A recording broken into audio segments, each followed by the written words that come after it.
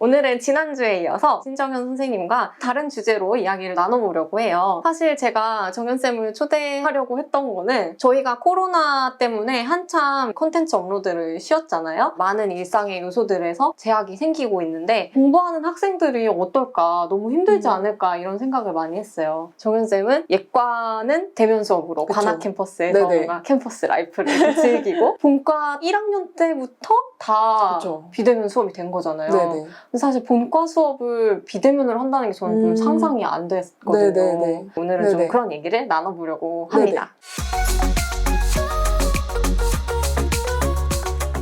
지난 시간에는 저희가 정현쌤의 수능 이야기를 들어봤는데 수능이 끝나고 면접도 잘 봤어요. 지망하던 의대에 입학을 했단 말이에요. 서울대 의예과에 딱 처음 입학했을 때 어땠나요? 대학에 대해서 정말 기대를 많이 하게 되잖아요. 그런데 사실 아는 거는 별로 없는 상태에서 기대를 많이 하게 되다 보니까 처음엔 좀 혼란스러움이 있었던 것 같아요. 여기서 내가 뭘 해야 하지? 공부는 얼마나 해야 되고 직접 수업을 다 신청해서 들어야 된다고 하는데 뭘 들을지도 잘 모르겠고 동아리는 어떻게 해야 되는 거고 모르는 사람도 진짜 많고 그런 점들이 혼란스러움이 있긴 했지만 그런 것도 다 이제 경험의 일부니까 나중에는 즐기면서 다녔던 것 같습니다.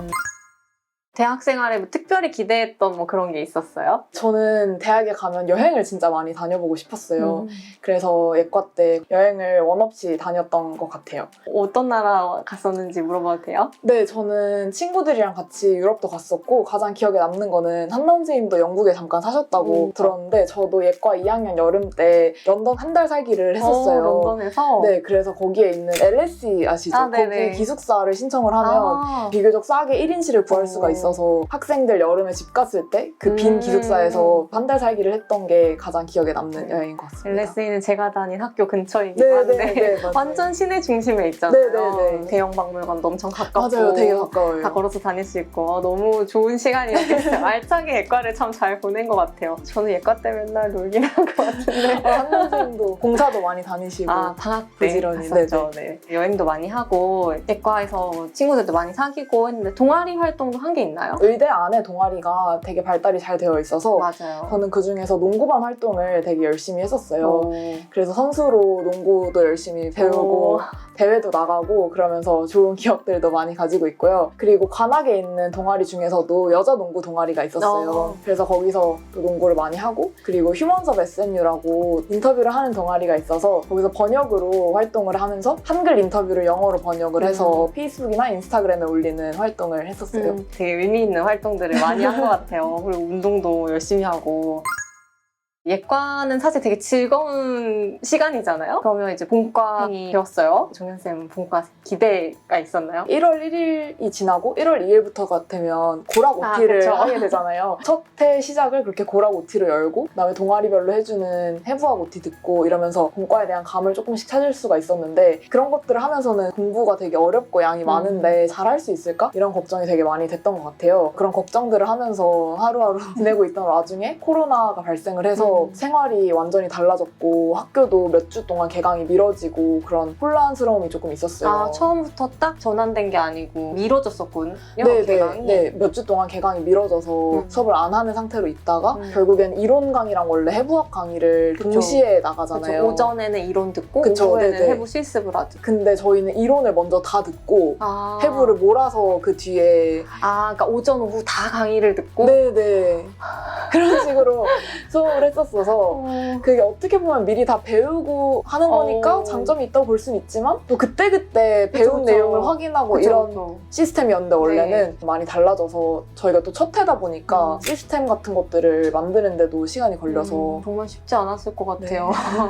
그리고 뭔가 실습 같은 게 좀 페이스메이킹의 역할도 있었을 것 같은데 혼자서 그냥 컴퓨터만 가지고 공부를 하려다 보니까 더 어려움이 있었던 것 같아요. 처음에 해부학 조를 이제 이름 순으로 정해주잖아요. 그 조랑 이제 매일 오후마다 같이 실습을 하고 스터디도 자연스럽게 같이 하게 되고 그 조가 뒤에 다른 실습에도 다 대체로 겹치고 이어져서 그 조가 평생 가는 약간 그런 조가 되거든요. 근데 초반에는 그 실습을 안 했으니까 조 간의 결속 이런 것도 좀 없었겠어요. 맞아요. 마스크를 벗고 서로의 얼굴을 본 기억이 별로 없을 정도로 다 마스크 끼고 해부실 안에서는 옷도 되게 여러 겹 껴입고 실습복 입고 하다 보니까 서로 대화를 나누거나 같이 공부를 할 기회가 많이 없었던 것 같아요. 그래도 2년차 되다 보면서는 만나서 근황을 공유하고 잘 지내고 있는지 공부가 너무 서로 힘들진 않은지 이런 거를 공유하게 된 것 같아요. 불편하고 어려운 점도 있지만 비대면 수업이 이런 건 좋다라고 생각했던 것도 있었나요? 많이들 그런 얘기를 하실 것 같은데 비대면 수업이다 보니까 그런 물리적, 시공간적 제약이 없어서 어디를 가서 수업을 들어도 상관이 없고 심지어는 좀 급하면 1.5배속, 2배속 이런 식으로 강의를 좀 빨리 감게 해서 볼 수도 있고 학습 자체의 자율성은 조금 더 높아진 것 같은데 그만큼 책임을 혼자 다 져야 되니까 그런 점들이 좋으면서도 어려운 점이었던 것 같습니다. 비대면 수업을 이제 2년이나 했는데 네네. 앞으로 이런 상황이 없으면 좋겠지만 감염병을 하시는 분들은 그쵸. 이런 팬데믹이 앞으로 네네. 더 잦은 간격으로 네네. 계속 찾아올 거라고 예측을 하고 있잖아요. 네네네. 그렇다 보면 어쩔 수 없이 이런 비대면 교육이 그쵸. 또 다시 이어지게 되는 상황이 올 수가 있는데 네네. 지난 2년 동안 네. 정연쌤만의 노하우가 생긴 게 있다면 좀 공유해 주시면 네, 좋지 않을까 싶어요. 제가 생각을 했을 때 학교를 가는 장점 중에 하나는 생활이 규칙적으로 된다는 거인 것 같은데 비대면 상황에서도 그걸 자체적으로 좀 규칙성을 만들어서 뭐 일어나는 시간이나 집에 오는 시간 이런 것들을 정해서 루틴을 스스로 만드는 게 되게 중요한 것 같고 학교를 안 나가다 보니까 신체 활동이 줄어드는 경우가 많은 것 같은데 혼자 지내는 시간이 많다 보니까 우울해진다거나 이런 경향성이 실제로도 좀 높아졌다고 들었어요. 그럴 때 운동을 하시면 도움이 되지 않나. 저는 요가를 작년 여름부터 열심히 다니고 있거든요. 근데 그런 게 조금 도움이 됐던 것 같아요. 정말 힘들게 본과 1, 2학년을 보내고 이제 얼마 안 남았어요. 네. 이제 병원에 실습을 하러 나가게 되는데 본과 3학년이 본과 생활에 꽂힌 것 같아요. 제 생각에는. 실습에 대해서 궁금하거나 기대되거나 이런 점이 있나요? 제가 사실 본과 3학년 때 실습이 어떻게 진행이 될지 구체적으로 많이 알고 있진 않은데 아무래도 2년 동안은 주로 책으로 PPT 슬라이드로 공부를 하던 거를 직접 가서 해야 된다고 하니까 조금 긴장도 되고 제가 병원 안에서 잘 해낼 수 있을지 이런 게 걱정이 되는데 선생님께서 실습할 때 어떠셨는지 얘기해 주세요. 실습조를 짜게 되는데 내과를 언제 돌 거냐 순서에 따라서 1턴, 2턴, 3턴, 4턴 되는데 저는 3턴이었어요. 2학기 초에 내과를 돌게 되는 걸 선택을 했었던 거죠. 내과가 사실 분량이 제일 많고 중요하고 기초가 되는 과이기 때문에 공부를 열심히 해야겠다는 친구들은 주로 1턴을 네, 들었어요. 그래서 1턴부터 이제 열심히 하면 아무래도 베이스를 많이 갖고 그 또 지식이 다른 과에도 많이 적용될 수 있으니까 장점이 있는 것 같아요. 근데 다른 여러 가지 과를 두루두루 돌면서 좀 적당히 시간을 보내고 마음의 준비를 한 뒤에 내 과를 들어가고 싶다 해서 저는 3턴을 선택했는데 네네. 같이 과를 도는 사람들의 성향도 사실 되게 중요한 것 같고 공부를 잘하는 거랑 실습 잘하는 게 항상 일치하지는 않잖아요. 네네. 실습은 또 약간 일머리라고 해야 될까요? 센스라고 하는 그런 센스가 되게 것들이 좋으시다고. 필요하기 때문에 선생님 이렇게 사회생활 하시는 거 보니까 걱정 안 해도 될 것 같아요. 병원 가서 예쁨 받으실 수 있을 것 같고 그냥 선생님들 잘 따라다니면서 잘 보면 되고 수술장 들어갔을 때는 걸리적거리지 않게 잘 하면 되고 진짜 환자를 보게 되는 거니까 조심하는 자세가 있어야 되는 것 같아요. 알게 된 환자의 정보 당연히 얘기하면 안 되겠고 우리 실습이 지금 꿀 빨고 있어 뭐 이런 말 하면 안 되겠죠. 그러면 그 실습이 어려워질 수가 있어요.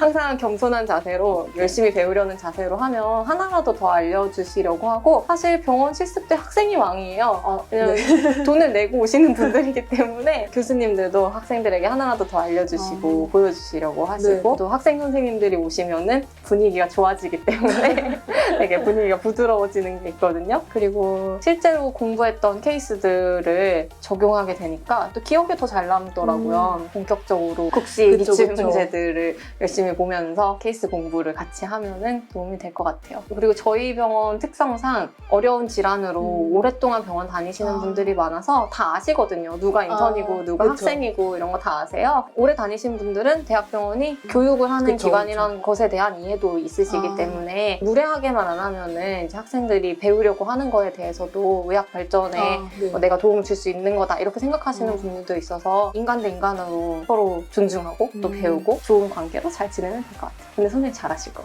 같아요. 감사합니다.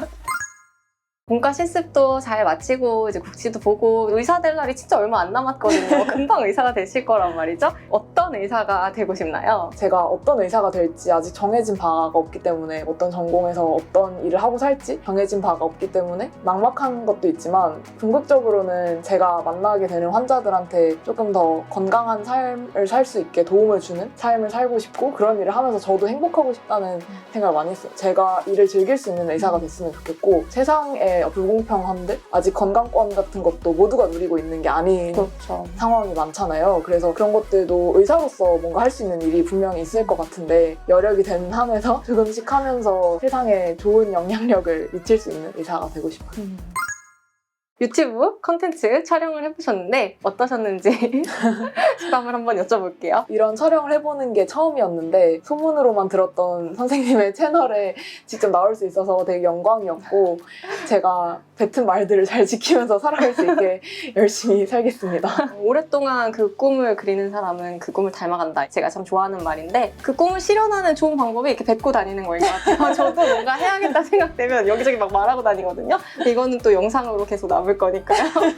나중에 내려달라고 네네. 하셔도 안 내려드릴 거니까. 근데 뭐 정연쌤은 지키신 말에 더 넘어서 훨씬 큰 인물이 되실 거라고 저는 생각합니다. 신정현 선생님 덕분에 또 새로운 콘텐츠를 여러분께 오랜만에 선보일 수 있었는데요. 어떻게 재밌게 보셨나요? 네, 저희가 앞으로도 종종 이렇게 새로운 얼굴들을 게스트로 초대해서 다양한 여자 의사들의 이야기를 들려드릴 수 있도록 하겠습니다. 이번 콘텐츠도 재밌게 보셨다면 구독과 좋아요 알림 설정까지 부탁드려요.